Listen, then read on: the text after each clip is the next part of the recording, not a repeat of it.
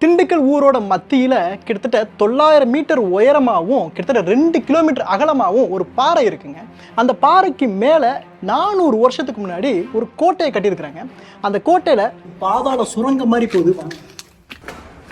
இதுவும் அதே மாதிரி போகுதுங்க. அடிமைகளை அடைச்சு வைக்கிறதுக்கான இடங்கள் இருக்கு.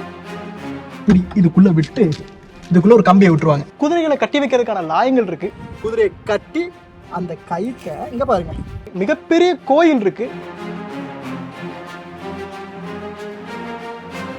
மிகப்பெரிய குளங்கள் இருக்கு.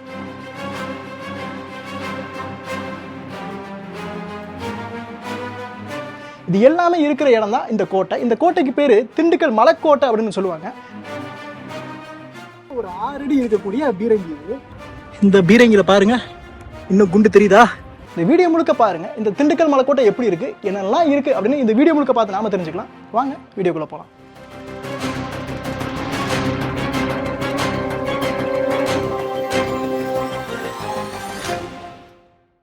இந்த கோட்டையோட அடிவாரம் பார்த்தீங்க அப்படின்னா இன்னைக்கு ரொம்ப மோசமாக தான் இருக்குது. நம்ம பெரிய பெரிய கார்லாம் வந்து வரவே முடியாது, அந்த அளவில் தான் வந்து இருக்குது. நம்ம காரில் எப்படியோ வந்து ஒரு வழியாக பார்க் பண்ணிட்டு நம்ம வந்தோம்னா இந்த இடம் இன்னைக்கு இந்திய தொழில்துறை அவங்க கண்ட்ரோலில் வந்துருக்குங்க. ஒரு ஆளுக்கு 25 ரூபா டிக்கெட் வந்து வாங்குவாங்க. நம்ம டிக்கெட் எடுத்துகிட்டு மேலே ஏறி வரலாம்.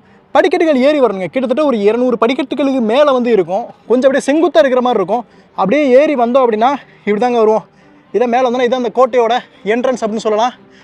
கிட்டத்தட்ட நல்லா பிரம்மாண்டமாக கட்டப்பட்டிருக்கு. நான் போக போக வந்து உங்களுக்கு சொல்கிறேன். இந்த கோட்டையோட கதவு அமைப்புகளே பார்த்தீங்கன்னா மிக வலிமையாக வந்து அமைக்கப்பட்டிருக்கு. இது வந்து ஒரு ஆளால் தள்ள முடியாத அளவுக்கு மிக பெருசாக இருக்குங்க. உள்ளே வந்தோம் அப்படின்னா கிட்டத்தட்ட 2 வாயிற் காவலர்கள் தங்குறதுக்காக 2 ரூம் இருக்குது. ஒன்று பெரிய ரூம், இதை வந்து இன்றைக்கி க்ளோஸ் பண்ணி வச்சுருக்கிறாங்க. இன்னொரு சின்ன ரூம் வந்து இருக்குது. ஸோ இங்கே வாயிற்காவலர்கள் இங்கே, அதாவது செக்யூரிட்டி இந்த இடத்துல வந்து இருப்பாங்க அப்படின்னு சொல்லலாம். மிகப்பெரிய அளவு இங்கே பாருங்கள், கிட்டத்தட்ட ஒரு 25 அடி உயரம் இருக்கக்கூடிய மிகப்பெரிய ஒரு கதவுங்க. இப்படி ஏறி வந்தோன்னா கோட்டைக்கு மறுபடியும் வந்து இடது பக்கம் திரும்புகிற மாதிரி இருக்குது. கோட்டைக்குள்ளே வந்தோம் அப்படின்னா வலது பக்கம் நிறைய அறைகள் இருக்குது. நான் வரிசையாக உங்களுக்கு வந்து எக்ஸ்பிளைன் பண்ணுறேன்.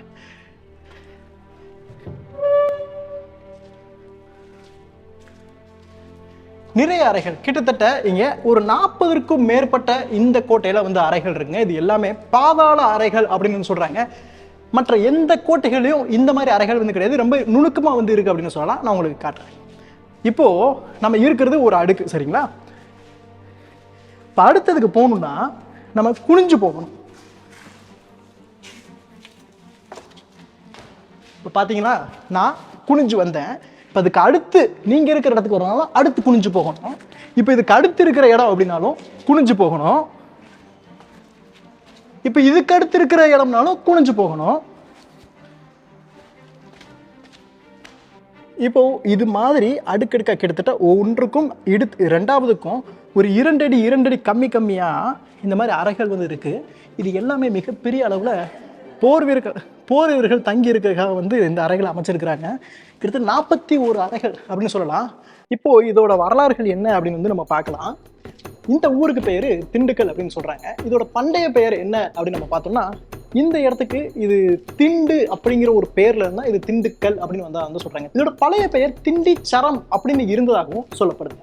இந்த திண்டுக்கல் வந்து கிட்டத்தட்ட சேர சோழ பாண்டியர்களோட ஒரு எல்லை பகுதியாக தான் பல காலம் தொட்டு வந்து இருந்திருக்கு அப்படின்னு சொல்லலாம்.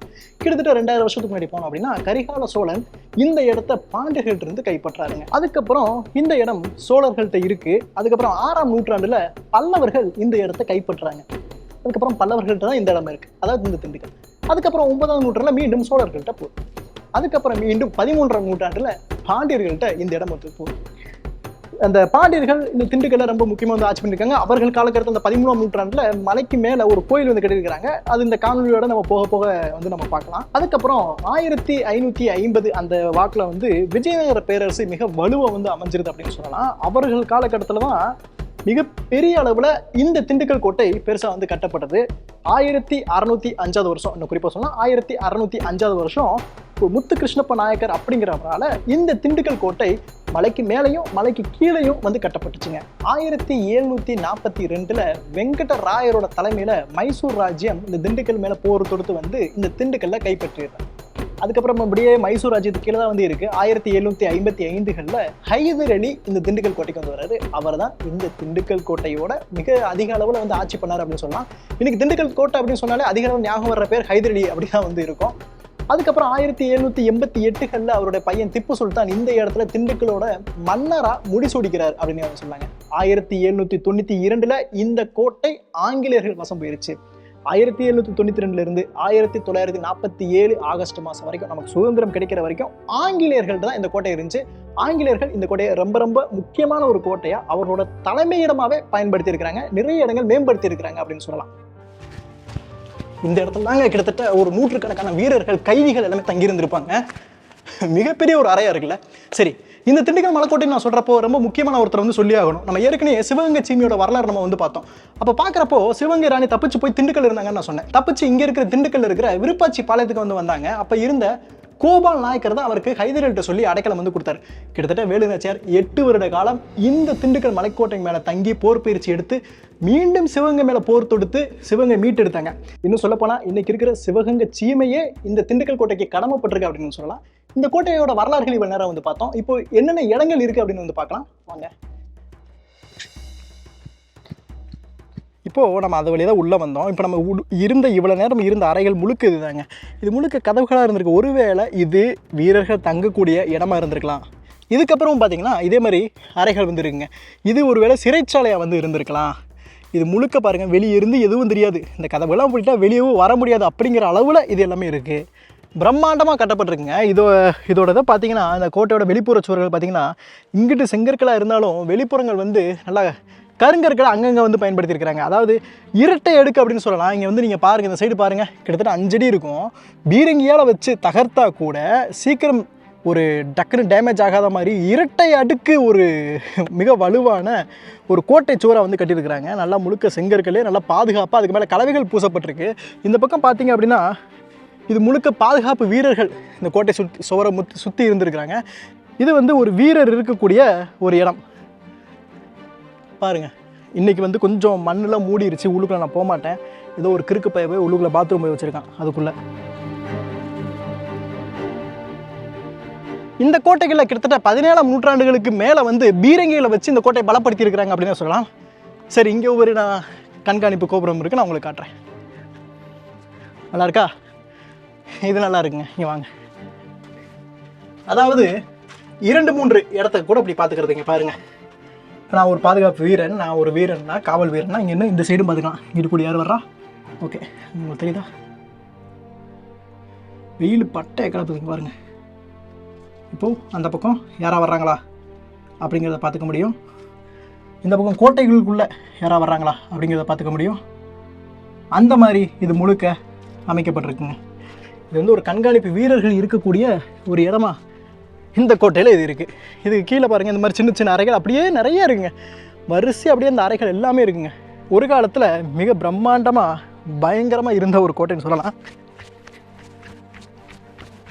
ஆனால் இன்றைக்கி யாருமே இல்லை. எனக்கு தெரிஞ்சது ஒரு சிறைச்சாலையாக இருக்கலாம்.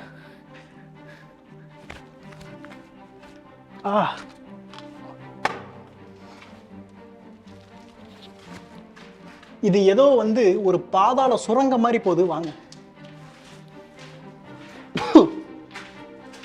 வவ்வால்கள் நிறைய இருக்குங்க. ஆமாங்க, இது உள்ள எதுவுமே இல்லை.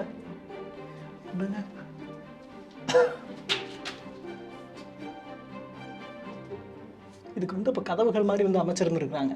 அது இருந்திருக்கு. ஆனால் இன்னைக்கு எதுவுமே நல்லாவே இல்லை அப்படிங்கிற அளவுக்கு நாயக பேர்களை எழுதி நாசமாக்கிட்டானுங்க. மேபி இங்கே இது பார்த்தீங்களா, இது வந்து யாராவது தூங்குறதுக்கு அந்த மாதிரி ஒரு ரூமாக இருந்திருக்கும். இந்த இடத்துல படுத்து தூங்கலாம், இந்த இடத்துல தூங்கியிருக்கலாம், இல்லை இங்கே படுத்து தூங்கியிருக்கலாம். இது அப்படியே ஒரு சிறைச்சாலை மாதிரி இது வந்து இருந்திருக்கலாம். நம்ம அங்கே பார்த்தது மிகப்பெரிய அளவில் வீரர்கள் தங்கக்கூடிய இல்லை போர் கருவிகளை எங்கேயாவது வைக்கக்கூடிய ஒரு அறையா வந்துருந்துருக்கும். இது அப்படியே போதுங்க. அங்கே எவ்வளோ தூரம் தான் போகுது. இதுவும் அதே மாதிரி போதுங்க. பாருங்க, வெளிச்சம் மட்டும்தான் இருக்கு. வெளிச்சம் மட்டும்தான் வருது. மற்றபடி அங்கே பாருங்கள், அங்கே வந்தாங்கன்னா இப்படி தான் தெரியுவாங்க, யாருமே தெரிய மாட்டாங்க. லைட்டே இருக்கு, லைட்டே இல்லைங்க.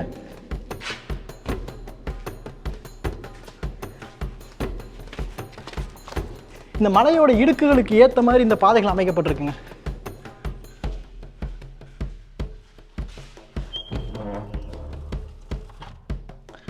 ஓகே, இது இன்னைக்கு கொஞ்சம் டேமேஜ் ஆயிடுச்சு. இல்லைன்னா இப்படி இதுக்குள்ளே விட்டு இதுக்குள்ளே ஒரு கம்பியை விட்டுருவாங்க. அப்போது உள்ளுக்குள்ளே இருந்தும் திறக்க முடியாது, நல்லா கனமாக தான் இருக்கும். சரிங்களா? இப்போ இதை விட்டாச்சுன்னா இதை உள்ளே விட்டு கம்பி விட்டுருவாங்க, திறக்க முடியாது. மிக கடினமாக நல்லா கனமாக இருக்கக்கூடிய கதவுகள் இந்த கோட்டை முழுக்கவே இருக்குங்க. பார்த்தாலே உங்களுக்கு தெரியும், இது வந்து ஆங்கிலேயர்கள் காலத்தில் பயன்படுத்தப்பட்ட, அதாவது கட்டப்பட்ட ஒரு இடமா தான் இந்த இடம் நமக்கு தெரியுது. ஏன்னா உள்ளுக்குள்ளே நீங்கள் பாருங்கள், ஒருவேளை இது வந்து சமையல் அறையாக இருந்திருக்கலாமா, சமையல் கட்டை இருந்திருக்கலாமா? ஏன்னா அது மேலே முழுக்க கருப்படிச்சிருக்கு. அப்போ இந்த இடத்துல சமைக்க பயன்படுத்தி இருந்திருக்கலாம் அப்படிங்கிறதும் ஒரு எண்ணமாக இருக்குது. ஏன்னா நீங்கள் பாருங்கள், வேறு எங்கேயுமே மேலே வந்து கருப்படிக்கலை, இங்கே கருப்படிச்சிருக்கு. இந்த இடத்துல தடுப்பு இருந்திருக்கு, இந்த இடத்துல ஏதாவது வச்சுருந்துருக்கலாம். சமையலறைக்கு தேவையானதை ஏதாவது ஒன்று வச்சுருக்கலாமா அப்படிங்கிறது இருக்குது. ஆனால் எதற்காக பயன்படுத்தப்படுதுன்னு தெரில. இப்போது கோட்டையில் நம்ம அந்த மற்ற இடங்கள்லாம் பார்த்தோம். இப்போ இந்த இடத்துக்கு பேர் பீரங்கி மேடு அப்படின்னு சொல்லுவாங்க. அங்கே இந்த கோட்டையில் பயன்படுத்தப்பட்ட பீரங்கிகள்லாம் இருக்குது. இந்த இடத்துல இந்த மாதிரி நிறைய சின்ன சின்ன நீர்க்குட்டைகள் இருக்குது. நான் உங்களுக்கு காட்டுறேன் வாங்க. இப்போது அந்த மலைக்கு மேலே, அந்த பாறைக்கு மேலே மழை பெஞ்சிச்சின்னு வைங்க, அந்த வர்ற தண்ணி எல்லாம் இங்கே மேலேயே வந்து சேர்ந்துருங்க. சரிங்களா? கிட்டத்தட்ட இந்த தண்ணியவே அவங்க வந்து அவர்களுடைய தேவைக்கு அன்றைய காலகட்டத்தில் வந்து பயன்படுத்திருக்காங்க. இந்த மாதிரி நிறைய இடங்கள் இந்த கோட்டைகளுக்கு மேலே இருக்குது. 3-4 இடங்களுக்கு மேலே இதே மாதிரி இருக்குது. இந்த மாதிரி நீர் தேவையை நம்ம யோசிச்சு பாருங்கள். இயற்கையாக இருக்கக்கூடிய தண்ணி தான் வச்சுக்குவாங்க. கிட்டத்தட்ட ஒரு 5 மாதம் 6 மாதத்துக்கு மேலே கூட வந்து அதை வந்து பயன்படுத்துவாங்க. கோட்டைக்கு கீழே போக வேண்டிய அவசியம் இருக்காது அப்படின்னு நான் சொல்கிறேன். சரி, நான் சொன்ன மாதிரி இதுதான் பீரங்கி மேடுங்க. இது ரொம்ப முக்கியமானது. இந்த கோட்டையில் 17ஆம் நூற்றாண்டில் அதிக அளவில் பீரங்கிகள் பயன்படுத்தப்பட்டது. நீங்கள் இங்கே பார்த்தீங்கன்னா இந்த பீரங்கிகள் இன்னும் இங்கே இருக்கக்கூடிய பீரங்கியில் ஒரு குண்டு இருக்குது. நான் உங்களுக்கு காட்டுறேன். கிட்டத்தட்ட நிறைய பீரங்கிகள் இருந்துச்சுங்க. ஆனால் இன்றைக்கி ரொம்ப கம்மியாக தான் இருக்குது. நீங்கள் பார்த்தீங்க அப்படின்னா கிட்டத்தட்ட ஒரு 6 அடி இருக்கக்கூடிய பீரங்கி இது. இந்த பீரங்கி கிட்டத்தட்ட இந்த கோட்டையை எதிர்த்து வெளியே யாராவது போர் தொடுத்து நிற்கிறாங்கன்னா, அன்றைய காலத்தில் எப்படி இருக்குன்னா அந்த கோட்டையை சுற்றி வளைச்சிருவாங்க. அந்த மாதிரி இருக்கிறாங்கன்னா இங்கே இருந்து ஒரு லோடு பண்ணி அடித்தாங்க அப்படின்னா கிட்டத்தட்ட ஒரு குறைஞ்ச ஒரு 1 கிலோமீட்டர் தூரத்துக்கு போகணும்னு வச்சுக்கோங்களேன். அதான் அந்த கோட்டையோட வாசல் அந்த அளவுக்கு வந்து போகும். மிகப்பெரிய ஒரு பீரங்கியா, கிட்டத்தட்ட டன் கணக்கில் அந்த பீரங்கி இருக்குங்க. இந்த பீரங்கில தான் இங்கே பாருங்கள், இந்த மாதிரி சின்ன சின்ன பீரங்கிகள் அங்கங்கே செதறி கிடக்கு பார்த்தீங்களா? இந்த மாதிரி கோட்டை முழுக்க நிறைய பீரங்கிகள் இருந்தது. ஆனால் இன்றைக்கி வந்து ரொம்ப கம்மியான அளவில் தான் இருக்குது. இந்த பீரங்கியில் பாருங்கள், இன்னும் குண்டு தெரியுதா? இதில் இன்னும் ஒரு குண்டு இருக்குது பாருங்கள். அப்படியே சுற்றி தாக்குற மாதிரிங்க. இந்த மலையோட உச்சிக்கு வந்தோம் அப்படின்னா ஒரு கோவில் இருக்குங்க. ஒரு அம்மன் கோவிலாக இன்றைக்கி இருக்குது. ராஜராஜேஸ்வரி அம்மன் அப்படின்னு வந்து சொல்கிறாங்க. இங்கே பார்க்குறதுக்கு நிறைய இடங்கள் இருக்குங்க. வாங்க.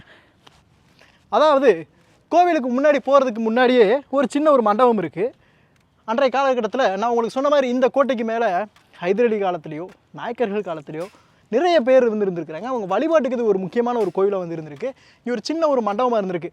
இந்த கோவிலை என்ன சொல்கிறாங்க அப்படின்னா, பாண்டிய மன்னர்கள் காலத்தில் 13ஆம் நூற்றாண்டில் சடையவர்மன் அப்படிங்கிற ஒரு பாண்டிய மன்னர் கட்டினதாக வந்து சொல்கிறாங்க. அப்போது சிவன் கோயிலாக இருந்ததாகவும், அதற்கு பின் வந்த காலத்தில் நாயக்கர்கள் காலத்தில் இது மறுசீரமைக்கப்பட்டதாகவும், இது வந்து ஒரு அம்மன் கோயிலை மாற்றப்பட்டுருச்சு அப்படின்னு வந்து சொல்கிறாங்க.